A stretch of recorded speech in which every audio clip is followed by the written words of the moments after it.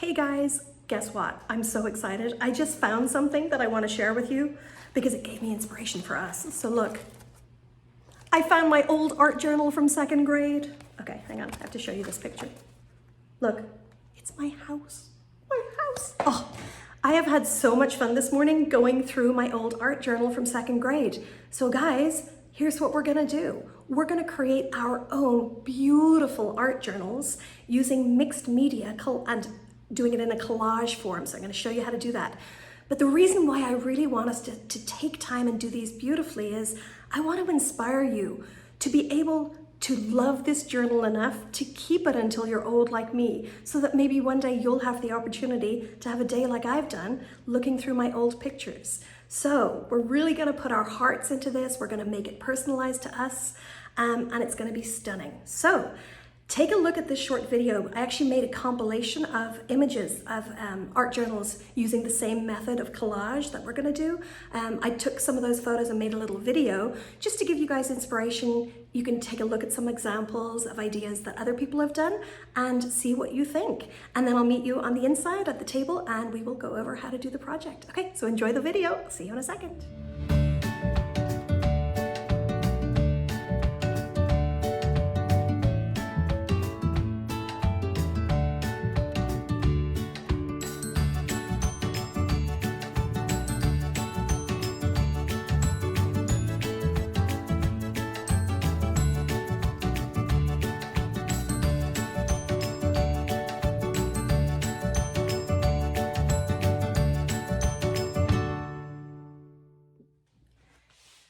So the first thing you're going to need to create your journal is a cereal box, so an old cereal box, some regular printer paper, whatever paper you have at home, it can be any size of paper, some scissors and a Sharpie, and also a ruler if you have one, it could be handy at this stage. So what we need to do is work out the pages of our journal first. So I'm going to take my printer paper and I'm simply going to fold it in half.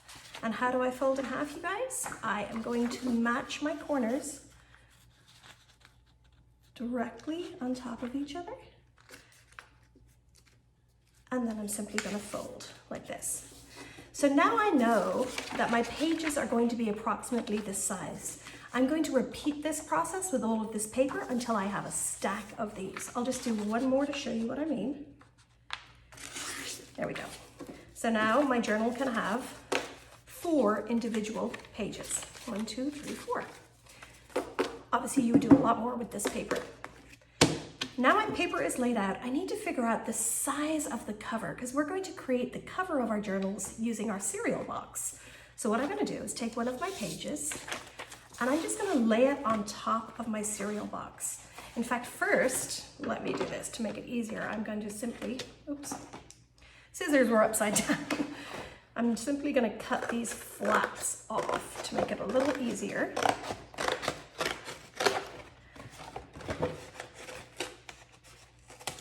We can discard those. And now I have my cereal box and I'm going to open it up.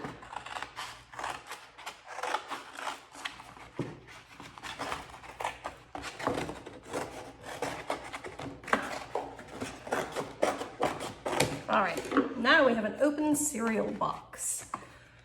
I'm going to flip it this way because it's kind of easier to see. So I'm going to find one of the seams of the box. I'm going to use this one. So this is a seam. This is where the natural fold is. That's going to be the edge of my journal. So I'm going to lay this out like this. I want to place my paper on top of the cereal box. And I'm lining it up directly like this. Now notice this next step. It's slightly important. I want to leave 1 finger width at the edge of my cereal box. This will allow my journal to expand as I add more paper. So I want you to leave just a little sliver right here. And then using your Sharpie, you can simply draw along the paper so that you know exactly where to cut for your journal cover. So once I've marked that out, I am simply going to cut this out right here. And then I have the cover for my journal. So let me speed this up while I cut this out.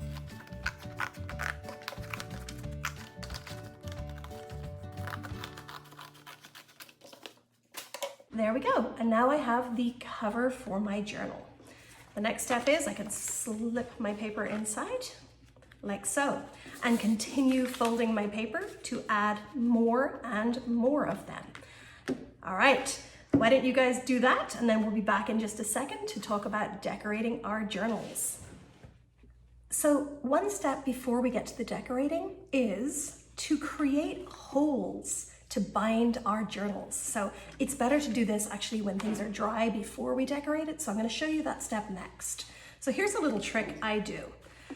The first thing is we folded our paper as we did before. I am laying the papers inside each other, on top of each other like this, okay? So that they are all stuck together, folded. And I'm going to put some holes right here and here so that we can bind the book to our book cover. So let me show you what I mean. I'm going to lay everything as it should be, so everything's laid inside, and I'm simply going to grab a pillow, you guys. So I've got this on a pillow. I'm going to lay it out flat like this.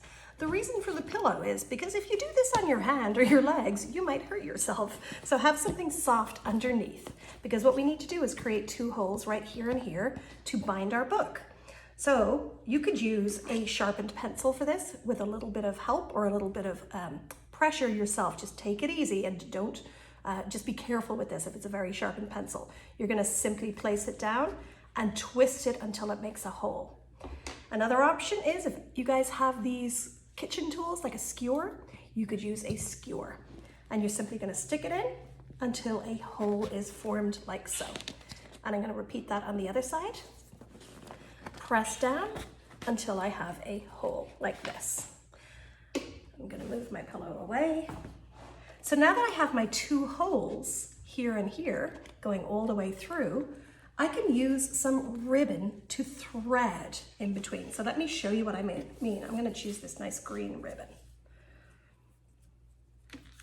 So what I want to do is I want to start with one end of my ribbon and I want to place it through this hole. So I'm going to get my skewer again and I'm simply going to push this through until it comes through on the other side.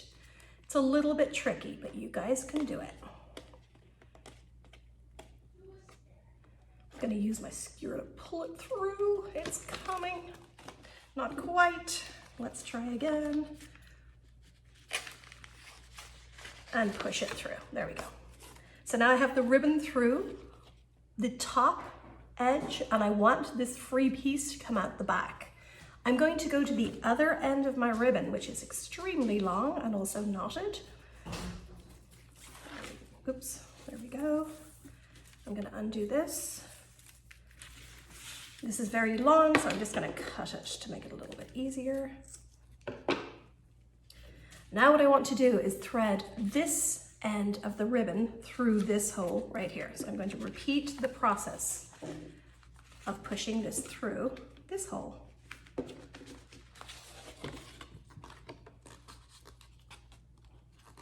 Like so.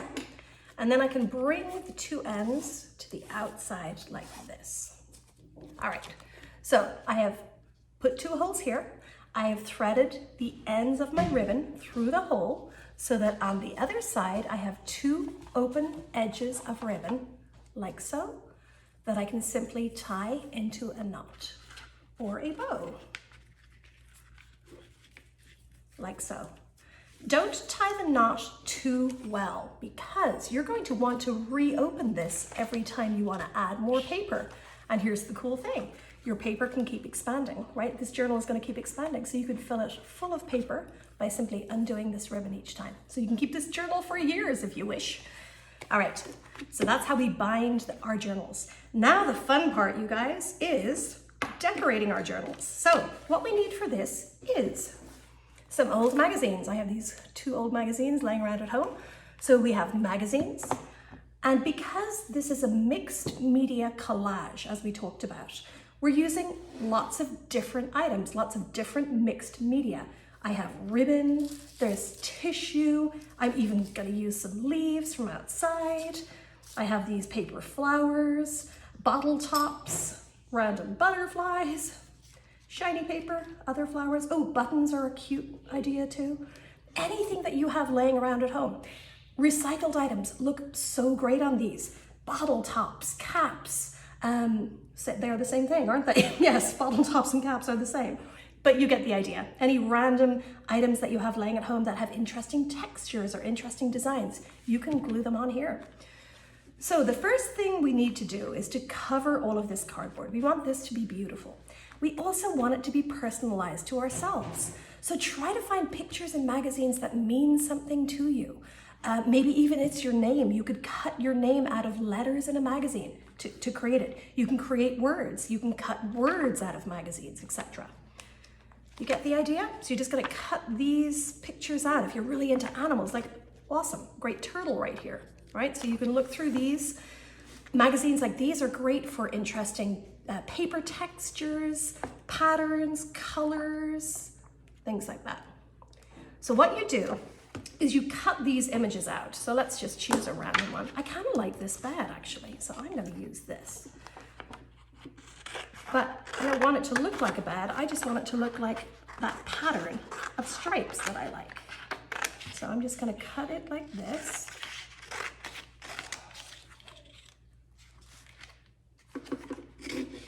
Doesn't matter if it's not perfect, because all I'm doing is I'm going to layer things that I've cut out to cover all of this cardboard. I've cut out some really cool images of Egypt because I love the art there. So I can lay these images down and glue them to cover. I'm gonna layer them on top of each other until all of the cardboard is covered. So you get the idea? To glue these down, what you are going to need is some watered down glue. But the first thing that I normally do is I lay it out visually until I like it. So I have sort of a plan of what I'm going to do. Maybe I want some texture on here. Maybe I want a flower. I'm really going for a hodgepodge of ideas here, okay? So now I've got my sort of plan.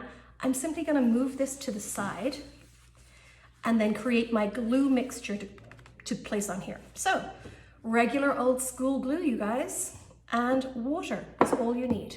So just a little bit of watered down glue. So I'm gonna pour some glue in here. I'm going to add a little water in here. And then I'm just gonna use a paintbrush to stir it up and to paste it on.